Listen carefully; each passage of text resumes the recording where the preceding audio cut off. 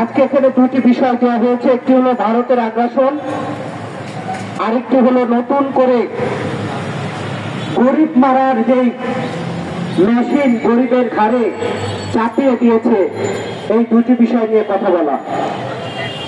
আমরা ভেবেছিলাম গত 17 বছরে যারা আন্দোলন করেছি, টকশো করেছি, রাজপথে থেকেছি, কারাগারে গিয়েছি,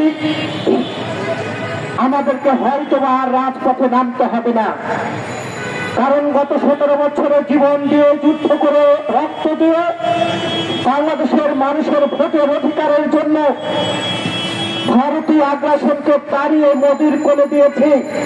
সেই মোদির কোলে বসে ৭৮ বছরের যুবতী শেখ হাসিনা বাংলাদেশ নিয়ে ষড়যন্ত্রে লিপ্ত হয়েছে।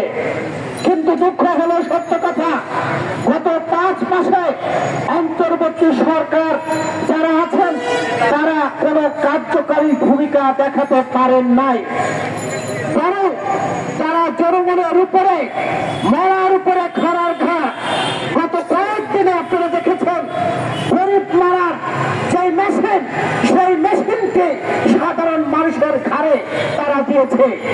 অন্তর্বর্তী সরকারের ডাইনে এবং বামে আওয়ামী লীগের প্রেতাত্মা এবং ভারতের প্রেতাত্মারা ঘোরাঘুরি করছে, যার কারণে অন্তর্বর্তী সরকারের যিনি প্রধান ডক্টর ইউনূস, তিনি নিঃসন্দেহে ভালো মানুষ, কিন্তু তিনি কোনো কাজ করতে পারছেন না। কাজ করবেন কিভাবে?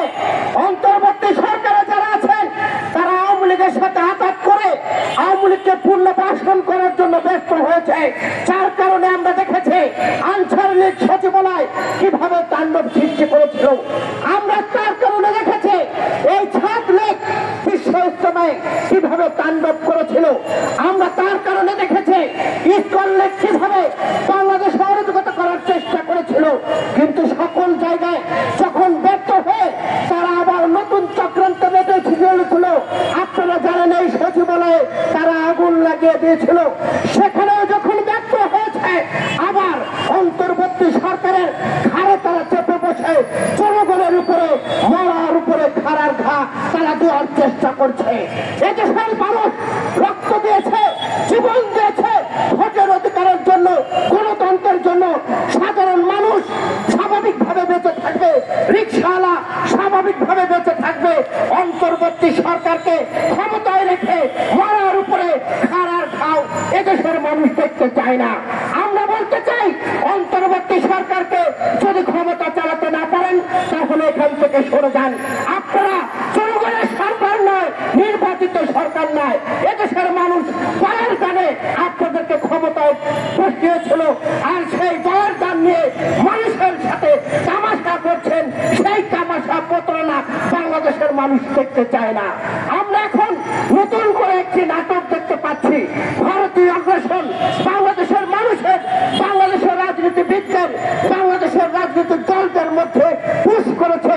সেখানে আমরা দেখার চেষ্টা করছি, এক গ্রুপ বলছে এই আন্দোলন আমাদের আন্দোলন, আর এক গ্রুপ বলছে এই আন্দোলন আমাদের আন্দোলন।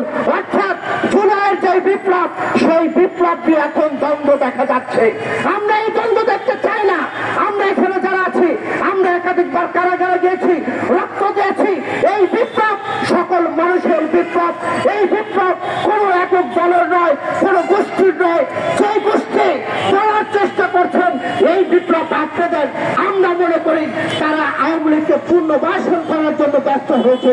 তার প্রমাণ এই আমার পিছেই প্রেস ক্লাব এবং অডিটর রুমে আমরা দেখেছিলাম তৎকালীন শেখ হাসিনার আঁচলের নিচে থেকে যারা দুধ কলা এবং মধু খেয়েছেন তাদেরকে আপনারা পুনর্বাসন করার জন্য ব্যস্ত হয়েছেন। আপনারা জানেন না, সাবেক কাউন্সিলর, মেয়রদেরকে তারা পুনর্বাসন করার জন্য ব্যস্ত হয়েছেন। কাজে আমরা নতুন করে দেখছি কিছু কিছু রাজনৈতিক দল তারা বলার চেষ্টা করছে অন্তর্বর্তী সরকারকে নাকি তারা প্রায় চেক দিয়েছে, যতদিন ইচ্ছা তারা থাকবেন।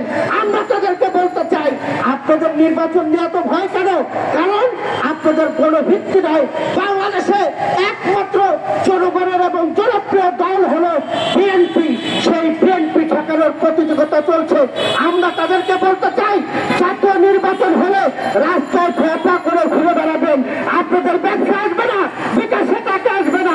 যার কারণে আপনারা নির্বাচনকে ভয় পান এবং জনগণকে ভয় পান। শেখ হাসিনার মতো আচরণে আপনারা লিপ্ত হয়েছেন।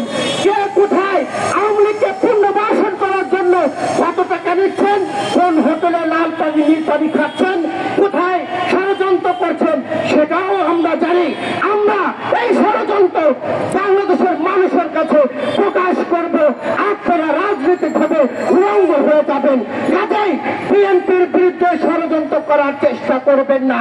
আজকে আমি তাদেরকে বলতে চাই, আপনারা দেশনেত্রী বেগম খালেদা জিয়া, দেশনেত্রী তারেক রহমান এবং আমার প্রিয় নেত্রী নেতা তারেক রহমান এবং বিএনপির আচলের জেলা থেকে আবার বিএনপির বিরুদ্ধে ষড়যন্ত্র করছেন, এটা বাংলাদেশের মানুষ মেনে নেবে না। আজকে বিএনপির সাথে আছেন বিধায় বাংলাদেশের মানুষ আপনাদেরকে বাহাবা দেয়। বিএনপির সাথে না থাকলে আপনাদেরও বাহাবা থাকবে না, রাজনৈতিক বাজারে আপনাদেরকে কেউ ডাকবে না এবং আপনাদেরকে কোনো দাম থাকবে না। আমি যে কথাটি বলে শেষ করতে চাই, অন্তর্বর্তী সরকারকে সিদ্ধান্ত নিতে হবে আওয়ামী লীগের প্রেক্ষাপটে যারা অপরাধী তাদের যদি বিচারের সম্মুখীন না করেন তাহলে বাংলাদেশে আপনারা ক্ষমতায় থাকতে পারবেন না।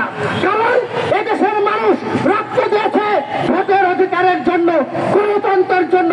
17 বছরে যখন ভোট হারা মানুষ রাস্তায় দাঁড়িয়ে তার ভিক্ষার মতো মানুষের কাছে দাঁড়ে দাঁড়ে যেতেন ভোট দিতে, কিন্তু তারা ভোট দিতে দেয়নি। ভোট দিতে যখন যায় তখন আমরা দেখেছি মরা মানুষ এসে ভোট দিয়ে গিয়েছে। এই বাংলাদেশের মানুষ রক্ত দিয়েছে ভোট দেওয়ার জন্য, কাউকে ক্ষমতায় রাখার জন্য না। বাংলাদেশের বড় মানুষের এখন একটাই দাবি, জাতীয় নির্বাচন।